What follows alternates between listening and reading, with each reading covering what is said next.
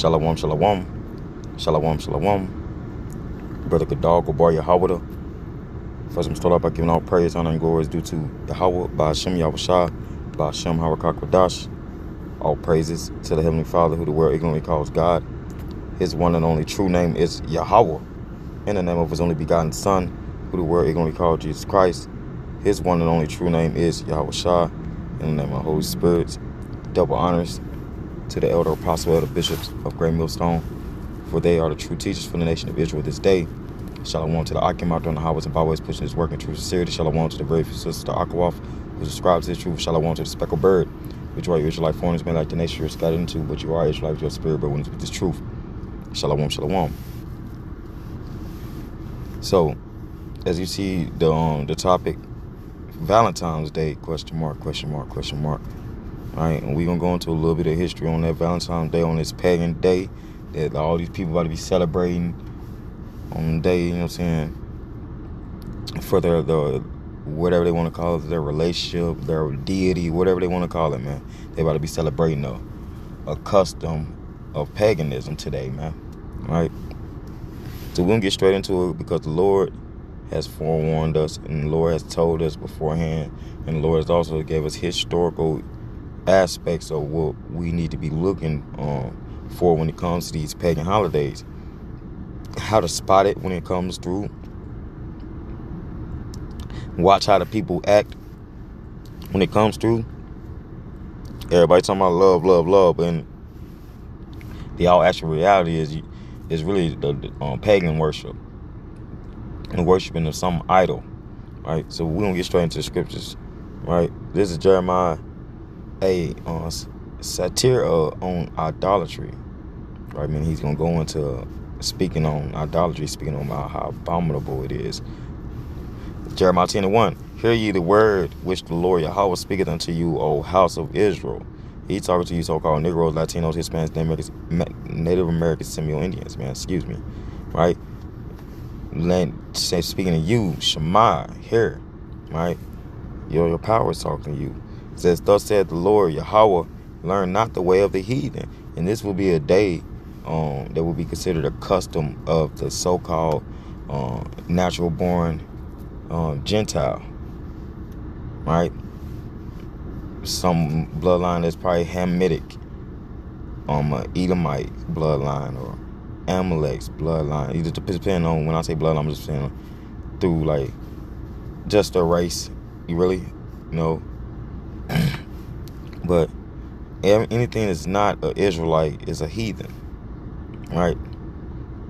And it says, learn not the way of the heathen. So everything that was contrary to Yahweh Bashem Yahushua in the Old Testament, the Torah, the Lord gave us statutes, ordinances, and judgments to keep that told us not to follow in the way of the heathens. And it taught us to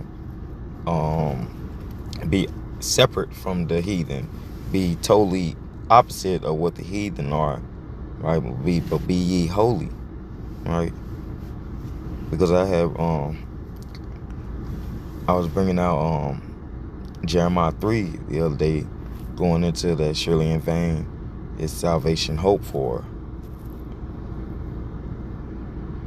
Right, so surely in vain is salvation hope for from the hills and the multitude of the mountains. But the Lord Yahweh will give salvation to Israel. Right, that's Jeremiah 3:23.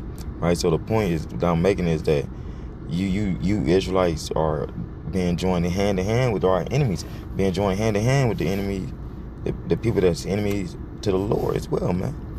Right, so that guess what that will make you?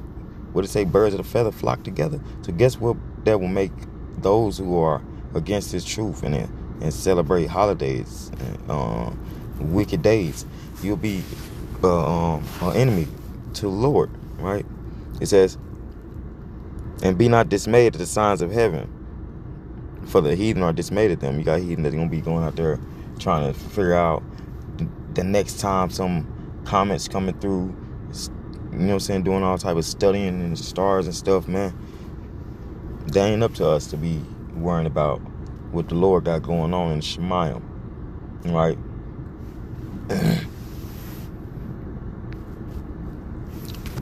All right, so let's keep going. So we're just gonna go into the holiday Xmas, going to how it wasn't the birth of our Lord, but it was the birth of a how can I say it, abomination, man, right? And it says Jeremiah 10:3, for the customs of the people are vain, right? And when you go into that word for vain, forgive me that I ain't familiar with the Greek word, but I need to be getting on that Greek word for that as well. But when you go into the definition for vain, it goes to something unworthy, something worthless, right? Right, nothing. It's not worth anything. You like doing it for, you're doing something and this is not working, you're doing it in vain, right? It says, for one cutteth a tree out of the forest, right? And back in the day, they people still do that now. I think, if I'm not mistaken, if they live out far in like the wilderness. It says,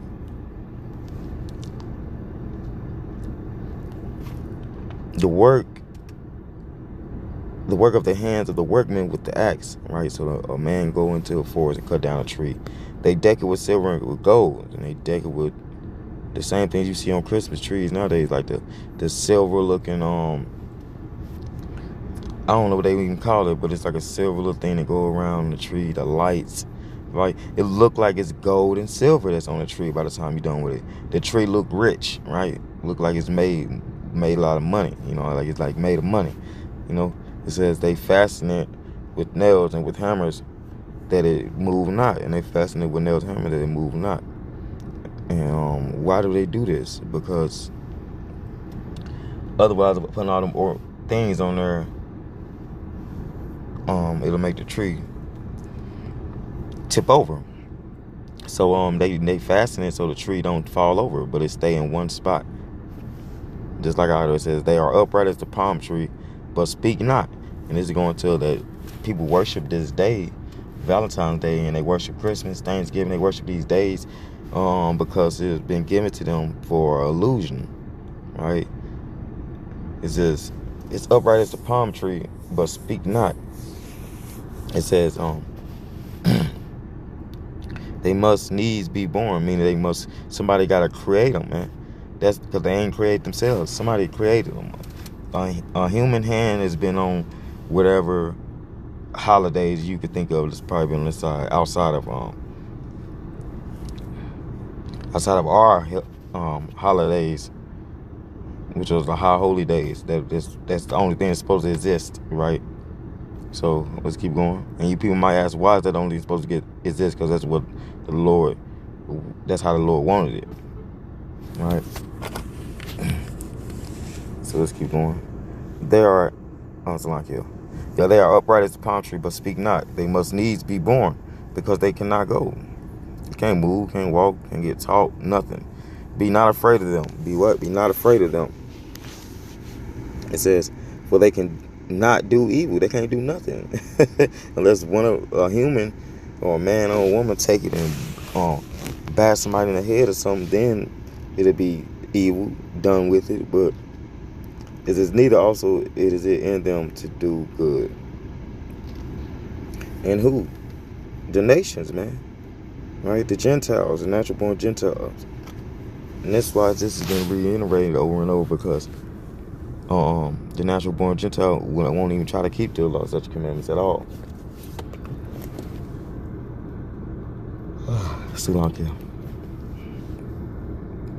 I'm at the plantation, forgive me. So let me go into this little quick article. Well, the point is, doing heathenish customs was why the Lord scattered us and sent us to slavery. It makes you you're disobeying. You're being disobedient. Dark origins of Valentine's Day. All right, so Valentine's Day is a time to celebrate romance and love, kissy face, fealty. But the origins of this festival of candy and cupids are actually dark, bloody, and a bit muddled. Though no one has pinpointed the exact origin of the holiday, one place to start is ancient Rome. Boom. Ancient Rome, place that had our people in slavery. Then they got all these crazy stuff.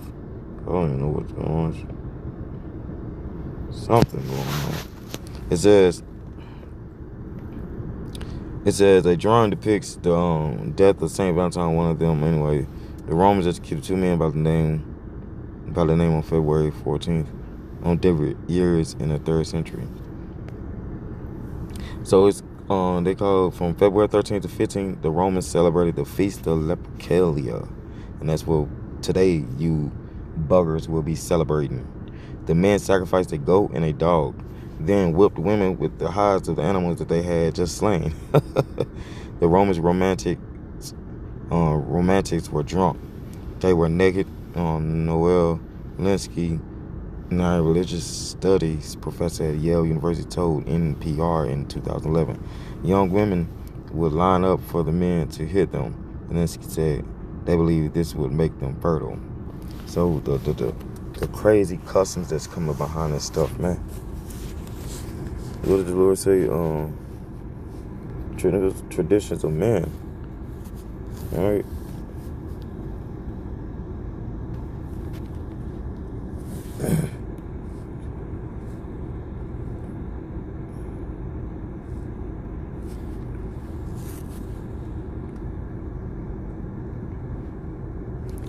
Let me see if I can find it.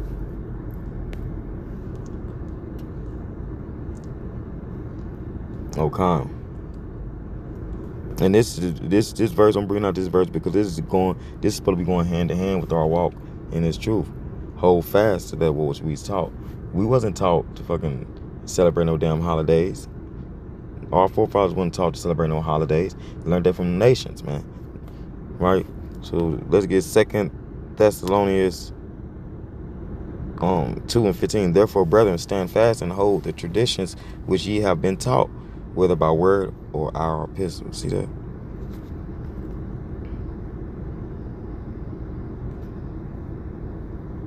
So, it's a point on why the Lord wanted us separate and why he wanted us to be holy. It was a reason. I just wanted to bring that piece about. It was a reason. Let's go back to the article. It says the brutal fealty included a matchmaking lottery in which young men drew the names of women from the drawer. The couple would then be coupled up for the duration of the festival or longer if the match was right. See? It's crazy, man. So, if you get into it, goes into Emperor Claudius II, it goes to a few people.